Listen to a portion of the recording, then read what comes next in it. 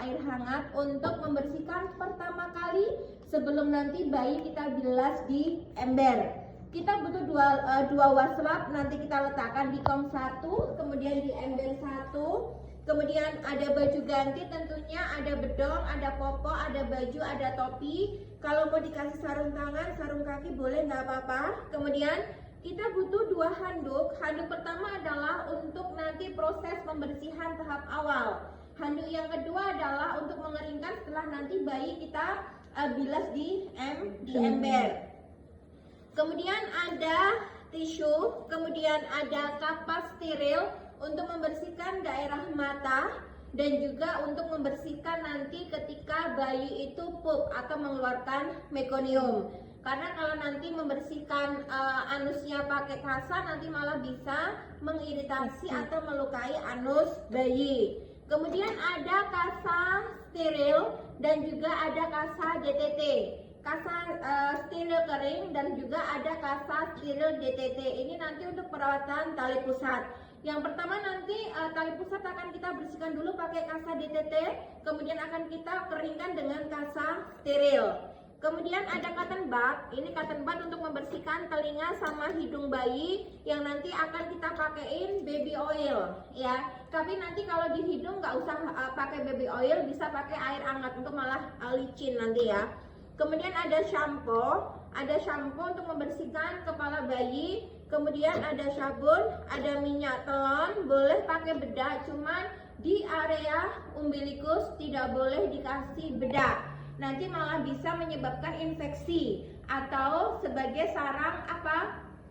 Bakteri Clostridium tetani yang nanti malah bisa menyebabkan tetanus pada bayi tersebut. Kemudian ada bengkok untuk meletakkan kasa, cotton bud atau tisu yang sudah kotor. Nah besok sebelum kita mau proses memandikan, kita nggak usah keburu-buru minta bayi kepada ibunya. Kita prepare dulu, kita siapkan semua dulu. Begitu semua persiapan sudah ready, baru kita pegang bayinya. Oke? Kita akan mencoba untuk simulasi praktek memandikan. Bisa dibuka checklistnya, mungkin sudah di-share sama si Khairun. Aduh kotor, tak pakai buat ngebersihin ininya. Nggak apa-apa. Ya, oke. Yang pertama adalah sama karena kita adalah proses ujian, ada proses penilaian, maka semua prosedur harus kita laksanakan. Yang pertama tentunya kita harus menyapa pasien. Selamat pagi Ibu, dengan Ibu siapa? Ibu Uci.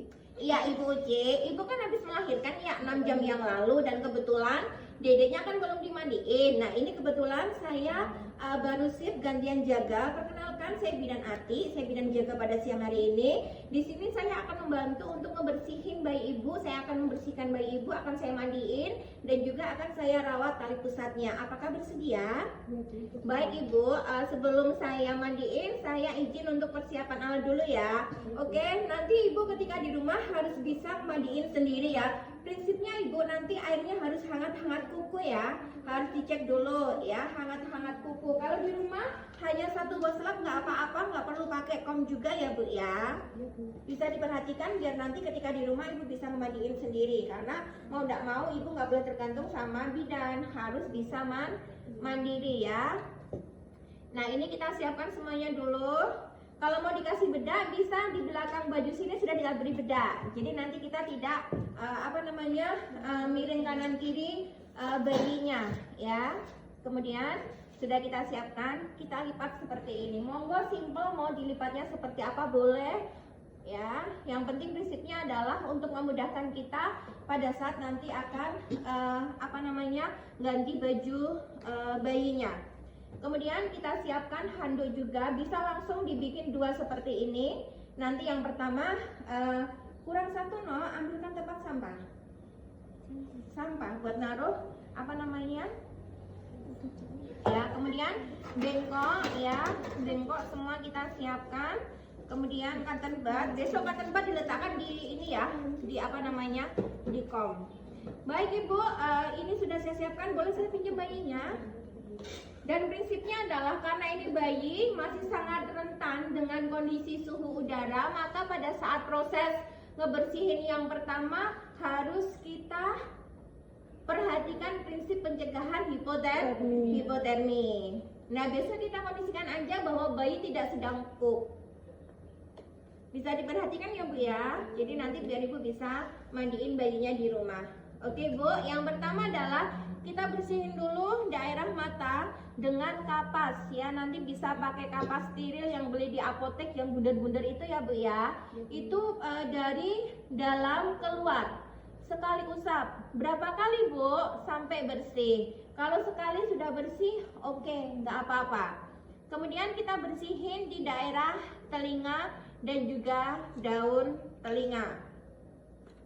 Dan prinsipnya adalah bersih. Sebelum dan setelah kita harus cuci tangan. Oke, kita bersihin daun telinganya sampai bersih. Kemudian sisi sebelahnya untuk telinga satunya sampai bersih. Kemudian untuk yang daerah hidung bisa dengan air hangat ya, kita bersihkan. Siapa tahu ada kotoran di hidungnya. Setelah itu kita lepas semua baju bayi. Mohon izin saya buka ya Bu ya bajunya ya Bu ya. Mana sampahnya? Sudah? Bukan sampah itu. Oh, ember aja buat naruh baju kotor.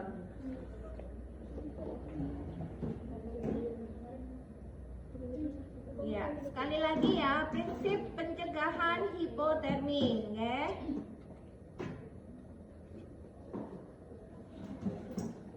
Ya. Kemudian yang pertama adalah kita bilas dulu, ya. Kita bilas dulu dari kepala. Kita kasih air ya, kepala. Jangan dari bawah. Nanti kalau dari bawah, kotoran bawa naik, ya. Semua dari atas dulu, ya. Kita lap pakai air biar basah, ya. Semua kita lap pakai air, kemudian kita miringkan.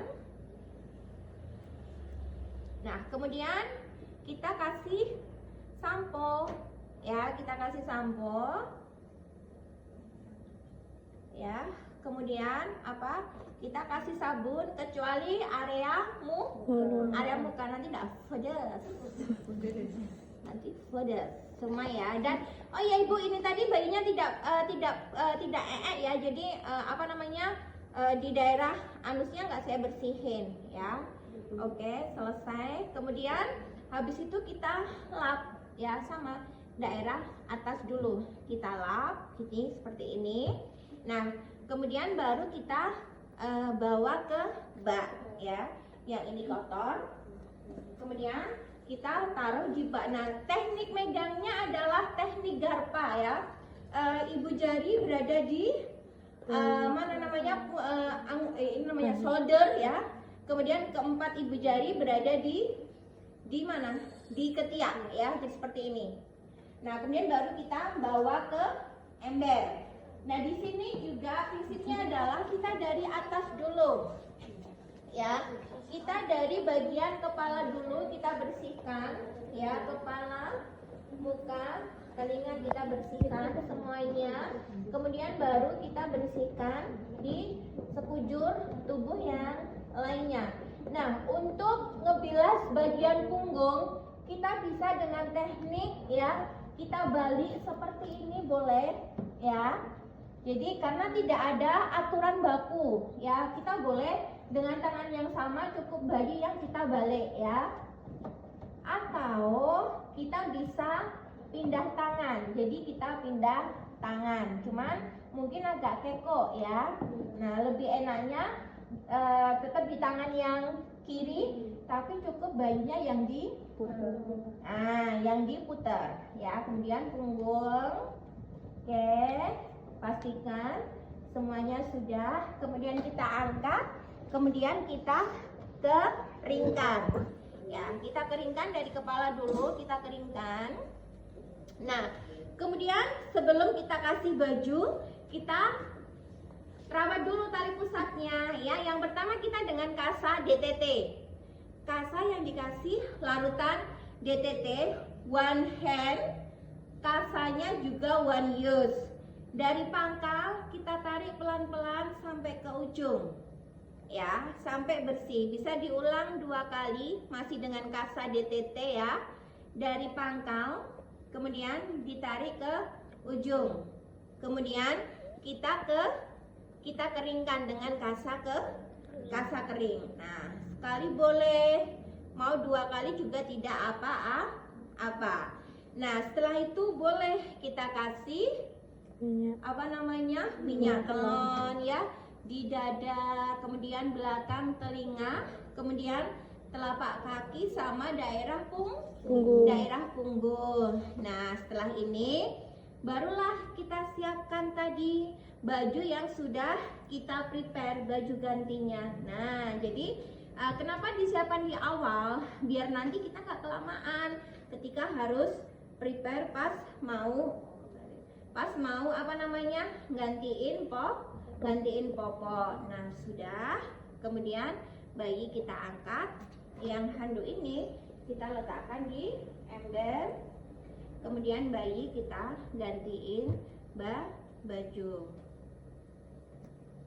Nah, prinsipnya untuk pakai celana atau popoknya adalah popoknya di bawah tali pusat, dan biarkan tali pusat kering aja, nggak usah dikasih kasa betadin, nggak usah dikasih kasa alkohol ya. Nanti biarkan bersih dan kering aja, nggak usah dikasih oh ini kebalik, harusnya celananya dulu baru bajunya ya. Jadi nggak perlu dikasih kasa, meskipun nanti di lapangan masih ada beberapa bidan yang dengan metode perawatan tali pusat yang lama ya. Jadi masih dibawain kasa, dibawain betadin. Nah, setelah itu baru kita bedong ya. Baru kita bedong.